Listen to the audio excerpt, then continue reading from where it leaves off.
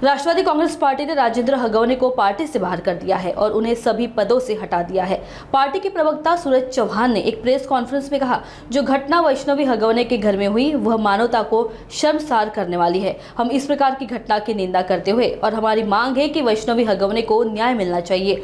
Rashtrawadi Congress party ने राजेंद्र हगवने के खिलाफ कड़ी कार्रवाई की और इस प्रकार की प्रवृत्तियों का विरोध किया। पुणे येथील राष्ट्रवादी काँग्रेस पक्षाचे कार्यकर्ते राजेंद्र हगवने यांची कालच राष्ट्रवादी काँग्रेस पक्षातून सर्व पद किंवा सदस्यत्वातनं त्यांना मुक्त करण्यात आलेले, त्यांची हकालपट्टी करण्यात आलेली आहे। खरं तर त्यांच्या घरात जी घटना घडली आहे ती एक मानवतेला काळिमा फासणारी घटना आहे। याचा राष्ट्रवादी काँग्रेस पक्ष सर्वप्रथम निषेध करते।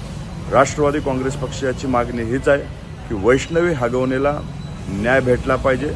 तिच्या विरोधात ज्यांनी तिला त्रास दिलाय त्यांच्यावरती कडक कारवाई झाली पाहिजे, अशी राष्ट्रवादी काँग्रेस पक्षाची मागणी आहे। अजितदादांनी नेहमीच अनेक भाषणांमधून सांगितले, माझा पदाधिकारी माझा कार्यकर्ता जर कुठं चुकीचा वागत असेल तर त्याला टायरमध्ये घेऊन मारलं पाहिजे, अशा अनेक वेळा भूमिका अजितदादांनी स्पष्ट केलेल्या आहेत। राष्ट्रवादी काँग्रेस पक्ष अशा कुठल्याही घटनेला पाठीशी घालण्याचं काम करत नाही।